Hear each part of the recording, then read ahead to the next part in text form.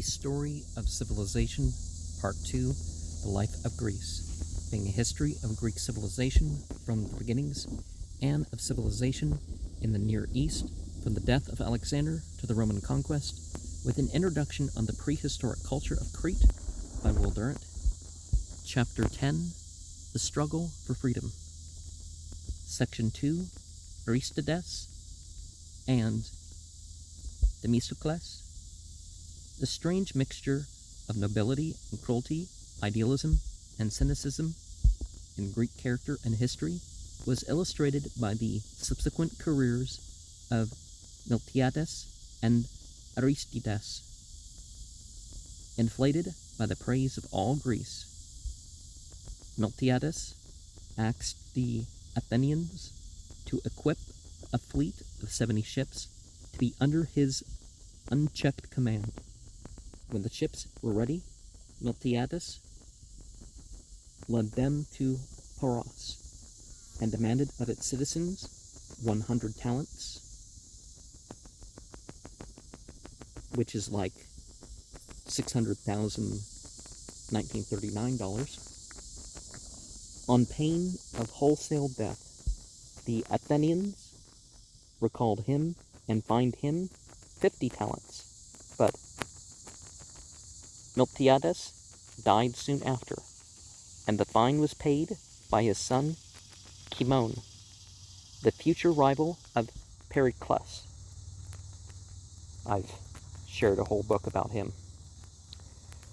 The man who had yielded place to him at Marathon survived the pitfalls of success. Aristides was in life and manners a Spartan. At Athens, his quiet, staid character, his modest simplicity, and undiscourageable honesty won him the title of the Just. And when, in a drama of Aeschylus, the passage occurred, "For not at seeming just, but being so, he aims, and from his depth of soil below, harvests of wines and prudent counsels grow."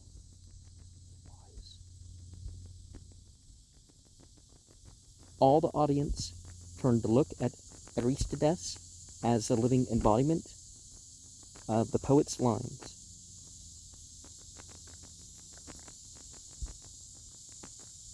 And you kind of want to say wine because that makes the usual sense, but certainly wisdom needs cultivated. When the Greeks captured the camp of the Persians at Marathon and found great wealth in their tents, Aristides was left in charge of it, and neither took anything for himself nor suffered others to do it. And when, after the war, the allies of Athens were induced to contribute annually to the treasury of Delos as a fund for the common defense, Aristides was chosen by them to fix their payments, and none protested his decisions. Nevertheless, he was more admired than popular. Though a close friend of Cleisthenes, who had so extended democracy, he was of the opinion that democracy had gone far enough, and that any further empowerment of the assembly would lead to administrative corruption and public disorder. He exposed malfeasance wherever he found it, and made many enemies. A democratic party, led by Themistocles, used Cleisthenes' recently established device of ostracism to get rid of him, and in 482 BCE, the only man in Athenian history that was at once famous and honest was exiled at the height of his career. All the world knows, though again it may be only a fable, how Aristides inscribed his own name on the ostracon for a letterless citizen who did not know him, but who, with the resentment of mediocrity for excellence, was tired of hearing him called the Just. When Aristides learned of the decision, he expressed the hope that Athens would never have occasion to remember him. The historian is constrained to admit that the public men of Athens were properly equipped with the unscrupulousness that sometimes enters into statesmanship. In my country, it's usually the thing. As much as Alcibiades, at a later age, Themistocles was a very flame of ability. He has a claim on admiration, quite extraordinary and unparalleled, says the always moderate Thucydides. Like Miltiades, he saved Athens, but could not save himself. He could defeat a great empire, but not his own lust for power. He received reluctantly and carelessly, says Plutarch, instructions given him to improve his manners. I shared Plutarch's life on this channel as well. Instructions given him to improve his manners and behavior are teach him any pleasing or graceful accomplishment, but whatever was said to improve him in sagacity are in the management of affairs. He would give attention beyond his years, confident in his natural capacity for such things. It was Athens' misfortune that both Themistocles and Aristides fell in love with the same girl, Stesilaus of Chaos, and that their animosity outlived the beauty that had aroused it. Nevertheless, it was Themistocles whose foresight and energy prepared for and carried through the victory of Salamis, the most crucial battle in Greek history.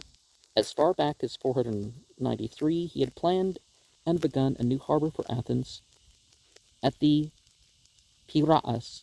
Now in 482, he persuaded the Athenians to forego a distribution of money due them from the proceeds of the silver mines at Larion, and to devote the sum to the building of 100 triremes. Without this fleet, there could have been no resistance to Xerxes. And it's always important that a politician sets aside popularity and all that for the sake of justice. And popularity isn't necessarily indication that they're doing a good job for that and other reasons. You look at how the rich can kind of do things to persuade the populace. It's like now, all this stuff with the media companies. People think, no, NPR and PBS and stuff is slanted. You can't. It's not impartial. It's never been impartial. There's certain. I've seen this my whole life. When it comes to certain things, they should know better than to make certain claims and stuff on PBS. But they would,